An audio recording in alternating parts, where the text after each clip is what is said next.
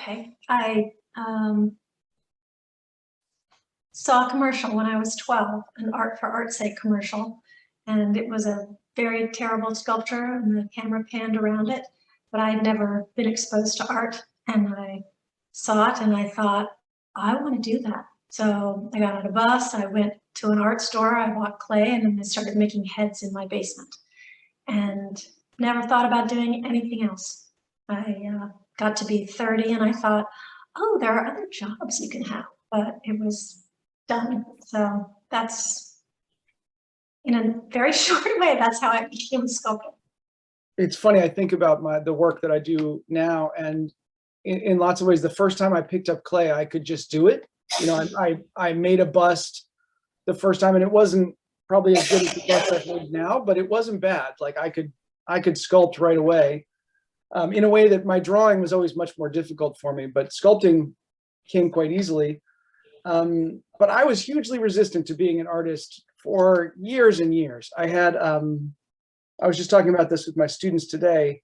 I had a kind of a funny notion that real artists didn't go to art school and didn't study, that it just sort of naturally happened. So I was a religion studies major, I was a dance major, I did all kinds of work after college, sort of avoiding learning a lot about techniques, various techniques, but never part of the art community until very late. And then I went to grad school. That was kind of my first exposure to a working community of artists, and was like, oh, this makes a lot more sense now that I see it. And so then I've been on this path ever since. I grew up in a household filled with modern art, and my mother was a purchaser for the Museum of Modern Art. So we had incredible artwork on the walls, and I was encouraged. She was also really a very good painter. She had 4 kids, which I think that says, you know, kind of sidetracked her career. But I wouldn't be here if she didn't have the 4 kids. So,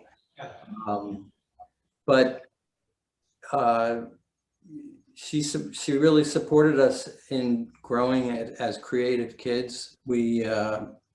I drew Superman heroes. I got tired of drawing Superman. I'd make up my own superheroes.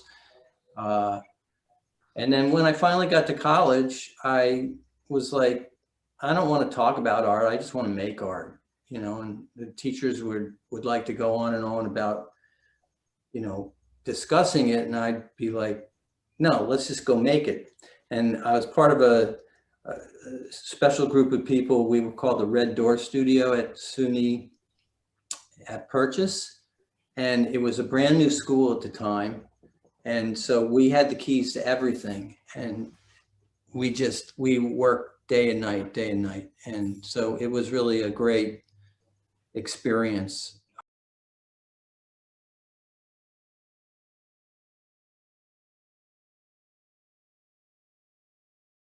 Vice president of National Sculpture Society, and I, when I was a young sculptor, they acted as a support for me. I entered their shows, which gave me a tag on my resume of New York shows, which all artists want to have. I was awarded their prizes, and their prizes helped me financially. And then I started going to their conventions so that I could mix with other artists and feel connected, which is very important. Most, they never leave their studio. So once a year to go and connect with another artist was really a nice experience. These conventions were pretty boring. And so I got very involved with trying to make them better. And because I got so involved to make them better, they thought, oh, we're going to get her involved. And then they asked me to be vice president. And so it's not very much work. A couple meetings a year, and we just organize things. It's a very good society, sculpture organization for artists, because it does those things. It has shows in New York City. It gives prizes, which are prestigious, and cash. And they have the convention, which connects everyone. So I believe in them. And so I donate my time to them. I've been a cabinet maker for over 35 years, and a lot of it in the beginning was making furniture in the Memphis style, and then it morphed into a means of survival where it paid the bills. But I live out in the Hamptons, which is a very supportive art community. There's just so many artists out here, and we live in a place where there's a lot of water. I do a lot of time kayaking and sailing, and when you're out there on the water, you experience this feeling of absolute oneness with what you're doing. You have tide, you have waves, wind, all these things pushing, pulling you, and you're really in the moment. And going back to cabinet making, it's the same thing. You have to be in the moment, and it develops an intuitive kind of approach to things where, look, I have all 10 fingers after 35 years of cabinet making. So I think that says something to the kind of focus that you get from it. You have to be focused, you have to be there, you have to be present. And really, for making art, I think more than anything is you just have to be present in the moment, and what comes follows. So that's about it for that. So I have been since 2006, I've been the head of the sculpture program at Stockton University, and it was a job I got very quickly after going to graduate school at the Rhode Island School of Design. So I was a year out of graduate school and I taught adjunct, and then the next year I moved over and became the head of the sculpture program at this school in New Jersey, which is about 10 minutes away from Atlantic City, if that gives you a sense of it. And that was a really interesting experience because as I said earlier, I didn't come up in the arts as a student. And so suddenly I was asked to create a sculpture curriculum from scratch.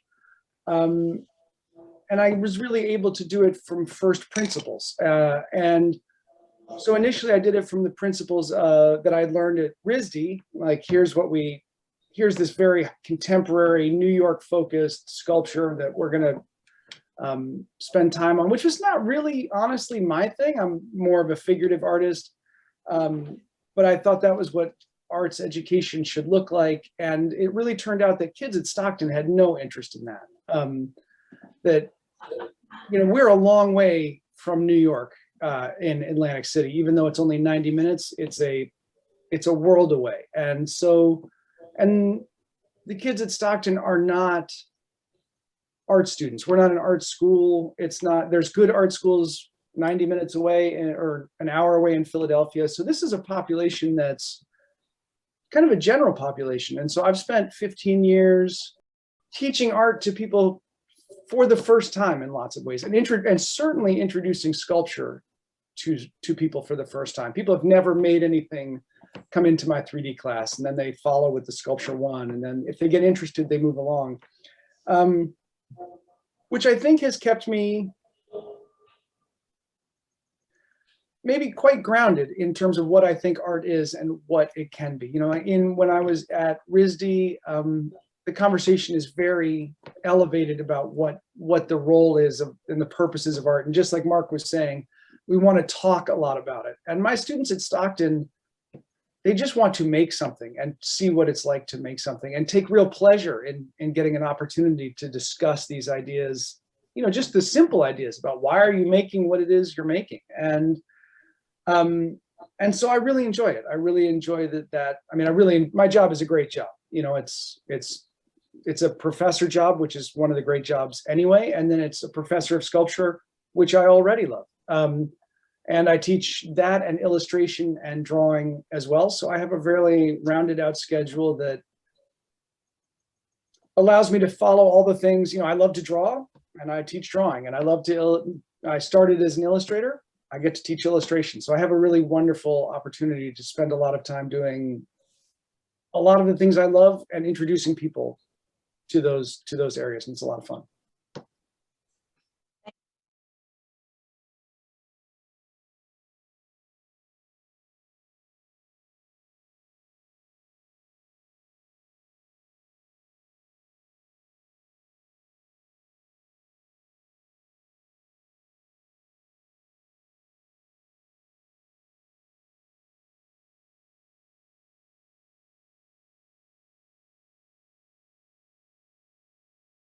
To Plaster in graduate school, really, and it was a dumb reason. Someone introduced me to what's it called? FGR, which is a type of plaster, and the school had. FGR is a kind of plaster. It's a sort of an architectural plaster. It's very thin, very strong, and it does very well with fiberglass backing. And for whatever reason, the sculpture program at RISD didn't offer a lot of, they offered you nothing for free, right? There was no, you had to buy all your materials, which makes sense, except they had this one giant roll of fiberglass that you could use. You just like pull some out and cut it off. And, you know, I was in a, you know, an enterprising young man. I was like, well, they got free stuff. I'm going to make use of it. And so that was sort of how I got started with plaster. And then something that my professor in graduate school said really stuck with me. He's like, you know, bronze, we were talking about bronze sculpture, and I was working in the foundry, and he's like, you know, bronze is where sculpture goes to die. You know, I was like, I thought that was where it went to go to be, you know, elevated and finished. He's like, nah, that's where it goes to die. And that there's much more dynamic material out there, much more interesting material. And that kind of freed me from that, maybe that vein of thinking, or that line of thinking that sort of, particularly for figurative sculptors, where it's like, ultimately it should be bronze. But I like plaster for its temporary qualities. And I like how fungible it is. You know, if something is in ceramic, it's really hard to modify it once it's been fired. But plaster is the gift that keeps on giving. You can polish it, you can sand it, you can cut into it, you can add back into it. It is a medium that allows for a lot of change and is very forgiving in lots of ways. And it's not going to last. It's not a, you know, this is not the 3,000 year into the future legacy project, and that's fine. Neither am I. So I feel like if it gets chipped and cracked and dissolves over time, you know, if it lives 2 generations, it's already going to be here past where my grandchildren are dead. So that seems long enough to me. Yeah, I was working in wood for a long time, and I needed to break away from that. And I found some plaster of Paris, and I started building wood forms and pouring the plaster into the forms. And you know, they started out something like very, you know, rectangular and something like that. But then I started, as Jed was saying, it was so soft, I felt like I had to put a shellac on it or something to kind of harden it up. But then it started changing color. So I was like, well, what else is there out there? So I looked into hydrocal, and I was pouring hydrocal, and hydrocal was like all of a sudden, like, it was like, felt like steel compared to even if you knock on it, it has a hardness sound to it. And so I was pouring that and making very rectangular pieces. And then I said, you know, I put this piece of glass out on the table, and then I started sprinkling some powder out, because one of the concerns with pouring, you know, mixing batches of any powdered stuff is you breathe in that stuff, and it's not good to breathe in. So sprinkling a little on a glass sheet, and then taking some mortar admix and pouring that into it, and with a knife you could start mixing it up. And you had this working period of about, I'd say 5 to 10 minutes. And you'd have to work your sculpture in that, so it was a very speedy process, but what came out of it was a much harder piece of, you know, it was almost like ceramic. And the longer it dried, the harder it got, to the point where sanding it even was difficult. It's kind of it was really a great material for me to start marrying other things that I found, like steel and glass. Anyway, so hydrocal is definitely a jump up in strength, hardness to plaster that just wasn't there with the plaster. My first experience with plaster was my plaster teacher at my college. He was from Lithuania, and he had lived in the caves in Lithuania during World War II. And he used to scrape the walls from the gypsum, and he would make plaster from cave walls. And he used to set up these little demonstrations of plaster. I fell madly in love with the whole idea of living in a cave and still being able to make sculpture when the war is going on. I just thought it was an amazing story. Anyway, he's a very wonderful teacher. I like plaster because I have more control.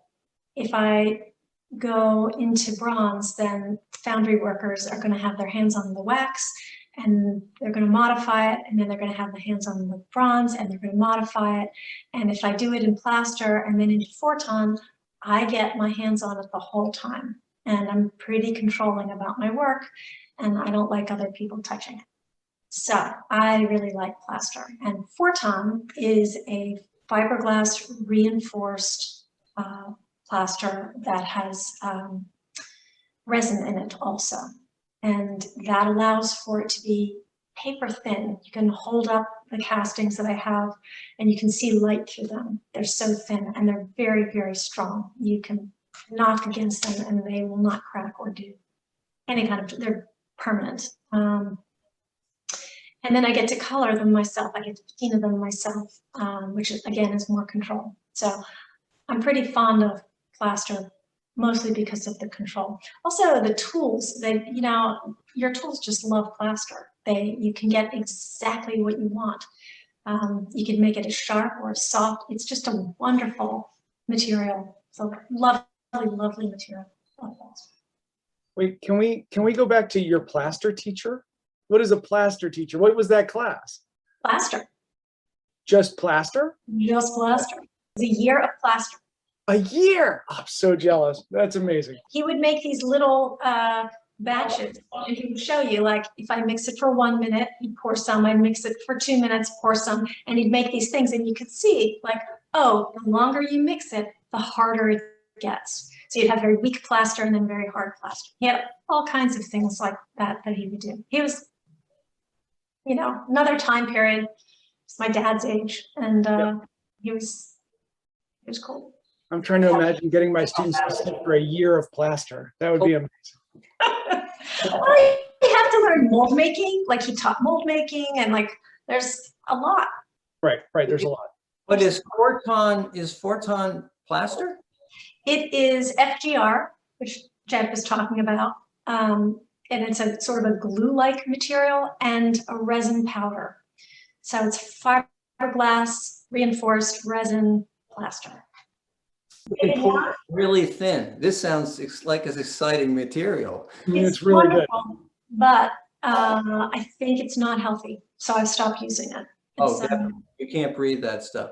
Well, part of when I started experimenting with glass and sprinkling the hydrocal out was to avoid breathing the dust, because just sprinkling it out on glass and no dust really comes up. But if you're trying to mix it in a bucket, or you know, you're mixing a pour, then you got dust like coming, and it's not. I don't think plaster or any of these things are really good to breathe. Hole in the bucket, put your tool in, and mix it with a lid on the bucket.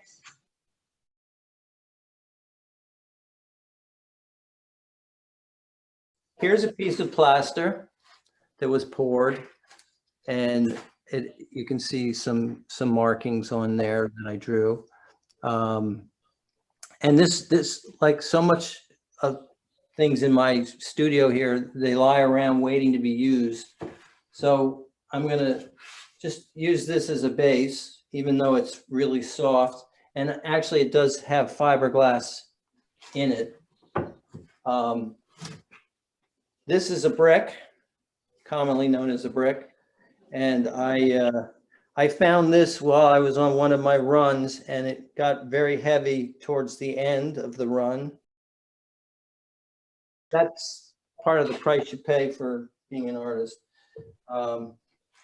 This is a piece of hydrocal poured. It's very solid. Hear that kind of almost steel-like sound to it. So you know, I'm like just experimenting here, and that's part of the process. Here's a rock I found in Cape Cod. It has a really nice gray tone to it, and it had a nice shape. So I found that, and this too was rather heavy carrying back to the studio. So anyway, like I'm just playing around, and I'm putting this on here and hoping that it's not going to fall. So all of a sudden I have something that I'm working with, and I'm making a piece of sculpture. Now this, you can't really see this, but this is looking like it's almost falling over. And I sort of see myself as being this big as the brick.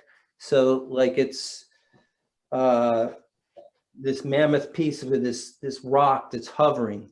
And I want to close up that space somehow here so that people don't go through, or my visual eye doesn't go through. And so a lot of times I'll use string in sculpture, and I'll see if I can wrap that around.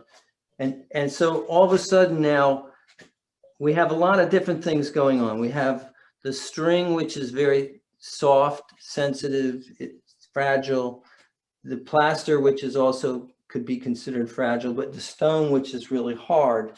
So I'm trying to create these tensions between the materials, the tension of the rock almost falling off of this and being in a state of balance.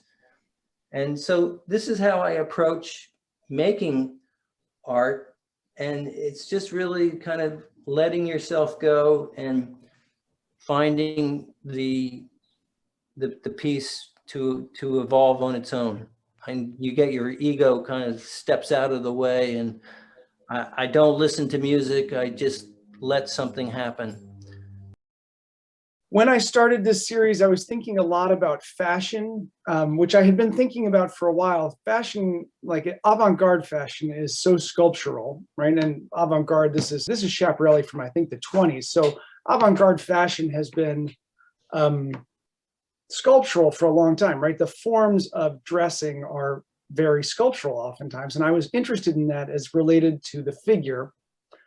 And the last series I had made was, it was as though you took busts and dressed them. And so in this whole body of work, I was trying to think, well, what, like, that's fine, but that's basically the role of a mannequin. So what do we do to make a sculpture that is wearing clothes or embodying fashion in a way that is more than what a person could do, that would take that to a degree further, because it's not an animate object. So we can kind of fuse these two ideas together. So I was looking at a lot of fashion, and on the left is this image from Rolf and Victor in 2016, I believe, where they made these incredible couture dresses. But then the dresses had these really sort of dumb memes on the front, like, sorry, I'm late, I didn't want to come, which is a t-shirt you can get on the Atlantic City Boardwalk. And I was really struck by that as an idea of what happens when we spend all this effort and then do something kind of dumb and juvenile on top of that, this sort of throwaway gesture on top of that. So in this series, every piece that I made in the previous series, all of the busts were built around people I knew. So Anemone is a student of mine, and that is very closely representational of that student. For this series, I wanted to do something that was, I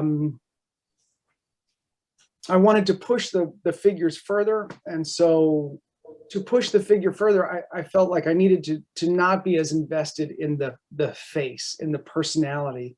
And so I decided to use only figures that I could find digitally and historically, but primarily digitally too. So this is apparently Empress Sabina in the Met. And this is a scan that is on a program called Sketchfab, and you can just download it for free. And so that is what I did. And I cleaned it up a little bit so that it would be easier for me to work with. I didn't want to have all that drapery necessarily. And I knew that I was going to change the face, or I thought I was going to change the face a little bit. And the main thing that I did here was do this big bias slice across the body. And so this is a 3D model. This is a 3D rendering of that figure. And I used this figure to then create a framework, an armature that I was going to build clay on top of. And so this is more or less what it looked like. You can see at the top of that slide, there's a kind of a big protrusion. I had a sort of Schiaparelli shoe sticking off that I eventually ended up cutting off. But this was all cut then out of wood using a CNC router. So I cut all this and I joined it back together, and then I sprayed foam in between all those little squares in the grid. And I built myself a little space to build my sculpture on top of. And here you can see some visions. Here you can see me working through this Schiaparelli idea, as well as other sculptures that I think are not in the, well, actually, you can see down there at the bottom left, that's another piece that's in the show. That's Straight Man, kind of in development, and other pieces are coming along. Obviously, there's a lot of technological influence in this work. And this was a moment where, as a professor, I'm trying to infuse the college curriculum with more of this technology, which is available to us. And so I needed to learn it myself. So I really made a commitment to learn these new skills.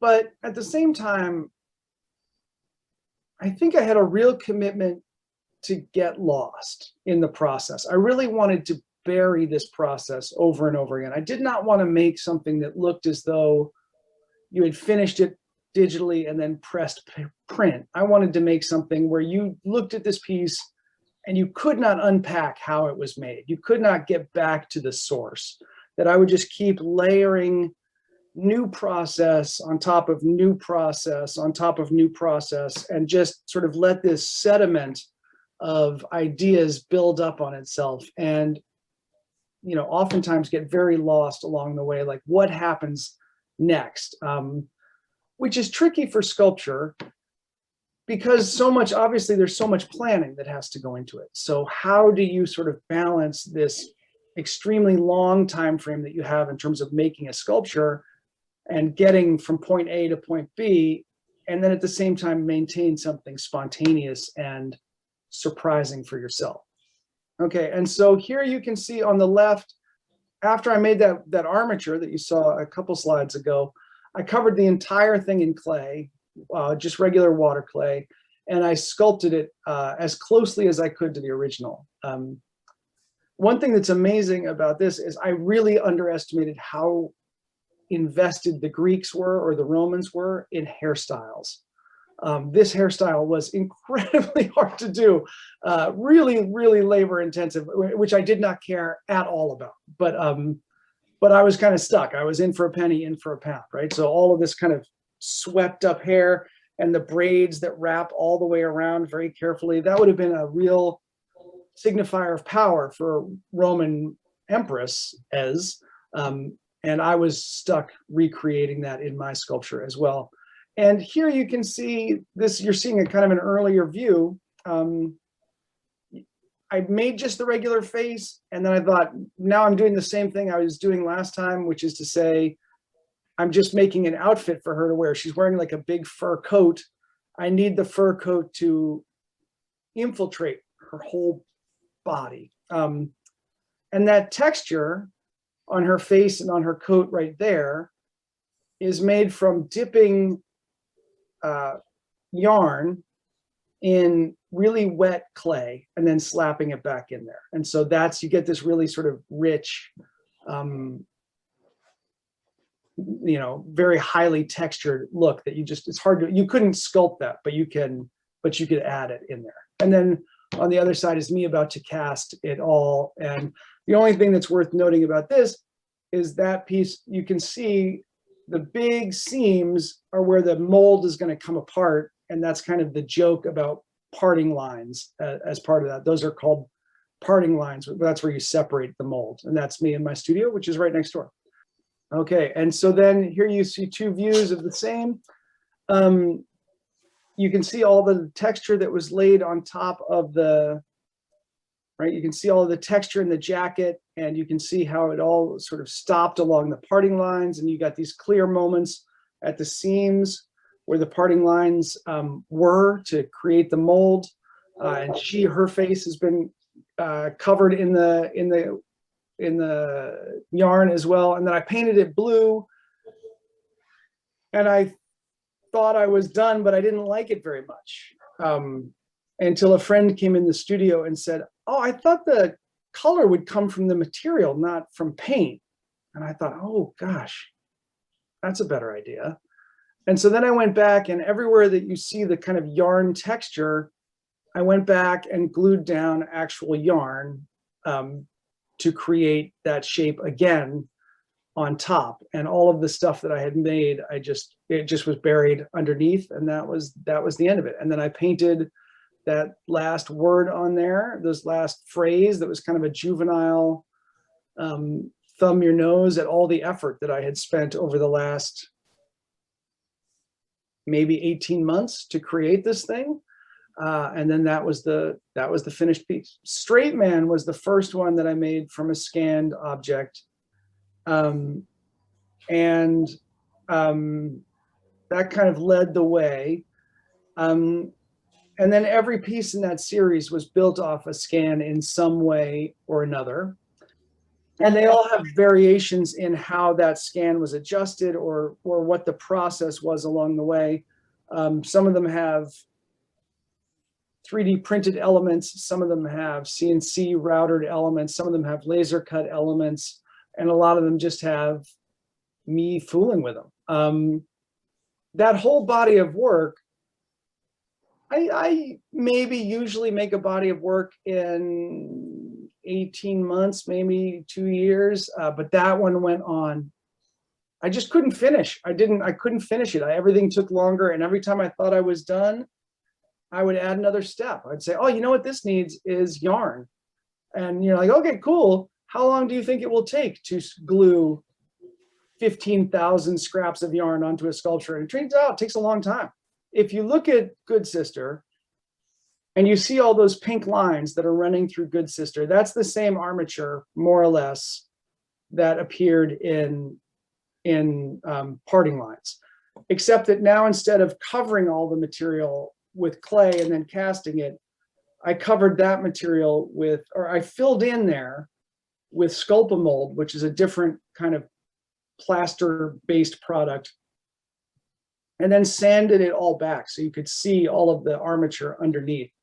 And the face is actually a 3D print of the original scan that I downloaded off the internet.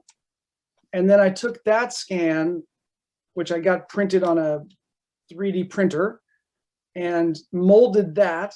And then I cast that in blue plaster. And then I attached that blue face into the existing, into the armature that I've made. So again, at every turn, I was like, how can I add more process to this? Oh, I know a way. I can figure out a way to add more process. It's just a low res. I mean, it's because it's downloaded off the internet. It's not particularly high resolution. So That's probably the lowest resolution piece of that piece in some ways, which is funny. You know, one of the things that happens is people want to say, well, how much does it cost? And there's a question of, well, how much time did I put in? And, you know, it's $1 million, you know, it would be like $1 an hour if I got $1 million for that piece. And it just doesn't matter. All that stuff just gets buried along with the piece. You know, you just put it together. When I sculpt in clay to begin with, and I only go so far into the detail in the clay because clay is a soft material. It's not a hard material, and you can't get sharp edges. So this is pretty much as detailed as something will get in the clay. I make a mold on it, and then I cast it, and this is what I wind up with. These slides, I only had process shots for the marble that I was carving, but it's the same idea. So this is marble, but it would be the same in plaster. So I have these soft images, and then I'll take a pencil and I'll draw the detail that I want to make those flowers be. And I'll draw it out, and then I'll start carving in with little sharp tools. And I just keep working and working until I get as much detail as I want. And I have these tiny little tools that take away little bits of plaster, and I can make them as sharp or as soft as I want. And that is probably about as far as I went with those flowers. I'll just talk about the piece for a minute. So this is a sculpture that I was commissioned to do of an 11-year-old girl. I was excited about the commission because she's a very serious girl. And so often when I get commissions, the people want me to make the children or the young adults happy and smiling and sweet. And she's a very somber child. And this client was mostly interested in having a portrait that felt like his child. So I wanted it to be about that time in a person's life when you're moving through your childhood into adolescence and then into adulthood. And my memory of that time is that it's just the slowest time of your life. It just felt to me like nothing was ever going to move. I placed her in a field with flowers, and the idea is that she's immersed in this situation in life that has sharp, prickly parts and soft, beautiful parts, the way life does, and that she's fully in there, moving forward. But I also wanted it to have a sort of a very slow, interminable feeling, which I think it does. So that's what that sculpture. And then the rest of my slides are just more process pictures of how it starts. I put the pencil lines in, I carve in, so there's the beginning. You can see it's very soft. It's just a gesture of what is going to happen. And then I start to draw the little pencil lines. It gets a little more sharp. And you can just go through and you can see it's getting sharper and sharper. And it's all, you know, the process of making sculpture is. I do. I'd like to ask Jed, what was your motivation for wanting to focus so much on process? You know, I've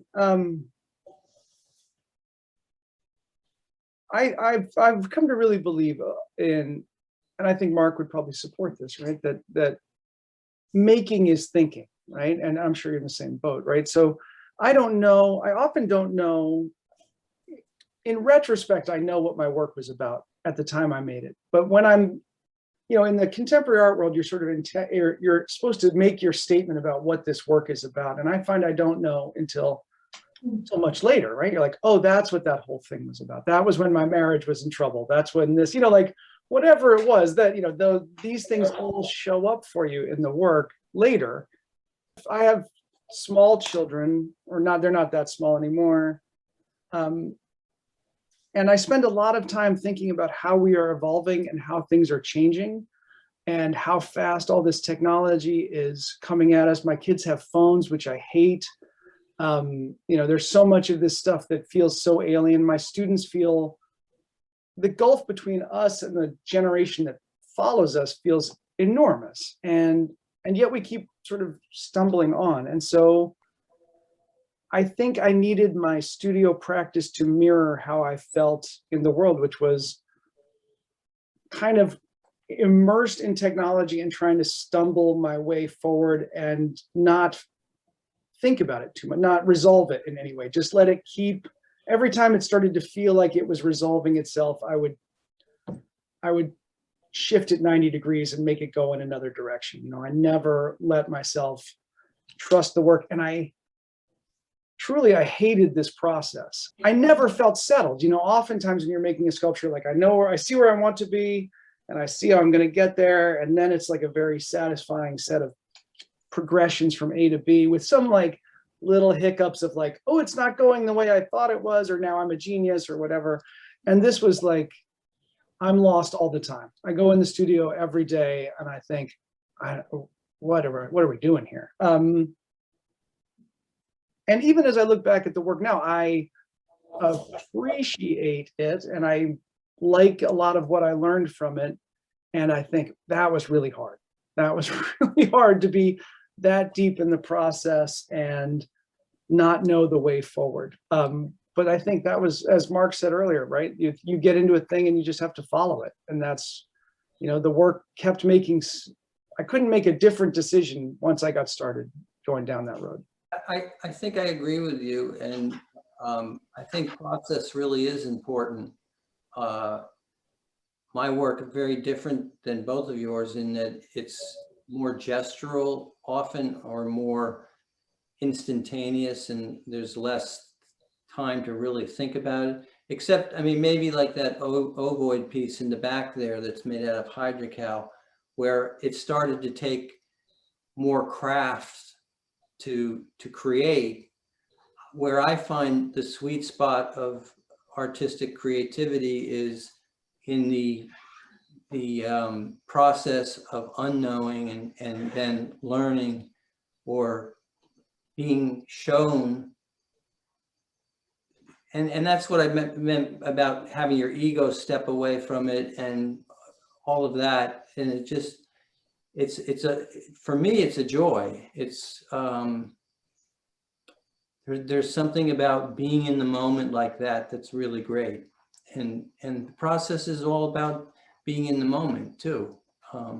But for you, it seems you've got all these steps of process. Yeah. I love the CAD stuff. The 3D printing stuff is really cool. Yeah, it's, I was just talking with a friend on my way home. Getting lost in the moment is not something that I ever experience. Amy, you don't visualize things. I never get lost in a process. I know exactly where I am relentlessly every step of the way. And I've always envied, that's always kind of like the ideal of the artistic process is like, I'm this crazy artist and I got lost and I was up until midnight and, I never miss a meal. I know exactly where I am all the time. I skip lunch all the time. No, I can't do it. No, I'm like, oh, it's getting kind of late. It's 12:30. I'm gonna take a break, get my lunch, and also do this. To eat. See? 4 o'clock, I think, oh, I didn't eat today. I should eat. No. I know where I am all the time.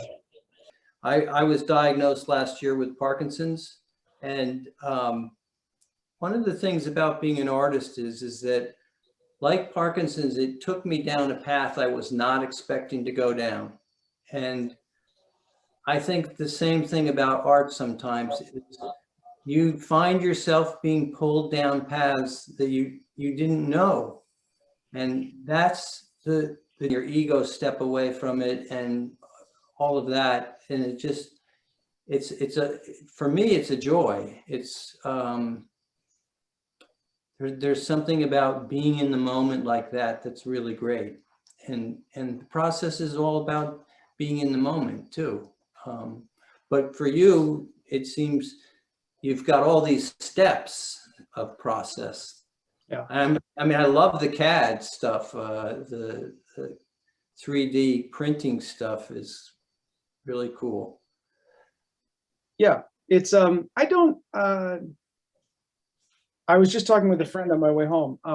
Getting lost in the moment is not something that I ever experience. Amy, you don't visualize things. I never get lost in a process. I know exactly where I am relentlessly every step of the way. And I've always envied, that's always kind of like the ideal of the artistic process is like, I'm this crazy artist and I got lost and I was up until midnight and, I never miss a meal. I know exactly where I am all the time. I skip lunch all the time. No, I can't do it. No, I'm like, oh, it's getting kind of late. It's 12:30. I'm gonna take a break, get my lunch, and also do this. Forget to eat. See? 4 o'clock, I think, oh, I didn't eat today. I should eat. No. I know where I am all the time. Well, I also want to add, I was wondering, I was talking to Jed and Amy earlier. I was diagnosed last year with Parkinson's, and one of the things about being an artist is that, like Parkinson's, it took me down a path I was not expecting to go down. And I think the same thing about art sometimes is you find yourself being pulled down paths that you didn't know. And that's the joy of it, is the creative or the learning that you get from it. And so instead of being all upset about the Parkinson's, I feel like, okay, if it's throwing me a curveball, then instead of straight lines, I'm going to draw curvy lines. And I think that it's just, that's the part of the process of being an artist for me that is so rich. Thank you so much. It was really a pleasure to be here. Thank you for having us. Thank you so much.